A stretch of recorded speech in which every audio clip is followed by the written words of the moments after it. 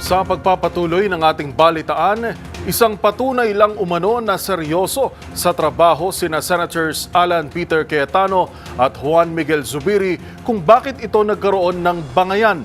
Ito ang paniniwala ng kapwa nila senador na sina Senator J.V. Ejercito at Senator Ronald Bato de la Rosa.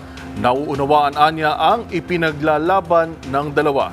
Narito ang buong ulat ni Raymond Dadpaas. Pinatunayan lamang ng nangyaring bangayan ni na Senador Alan Peter Cayetano at Senador Juan Miguel Zubiri na seryoso ang mga ito sa kanilang trabaho sa Senado. Ito ang paniniwala ng kanilang mga kasamahan na sina Senador J.B. Ejercito at Senador Ronald Bato de la Rosa. Ayon kay Ejercito, naramdaman niya ang mainit na sigawan ng dalawa dahil siya ang naka-duty bilang majority leader. Patunay ito na hindi rubber stamp ang mga senador kaya't passionate sila sa kanilang ipinaglalaban. Mabuti din lang at hanggang sigawan lamang, hindi gaya ng mga miyembro ng parliament sa ibang bansa gaya sa Taiwan na talagang nagsusuntukan sa loob ng parliament.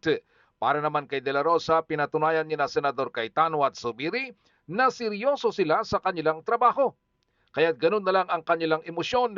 Mabuti din lang at nang nahimasmasan at nagkausap din muli ang dalawa at tinapos ang hindi nila pagkakaunawaan.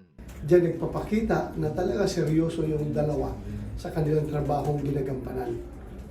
Talagang intense yung kanilang desire na magampanan yung trabaho nila bilang senador, kaya umabot sa punto na talagang nagsisigawan.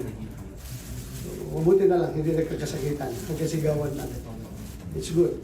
Para sa MBC TV Network News, ito si Raymond Dadpaas, una sa Pilipinas, una sa Pilipino.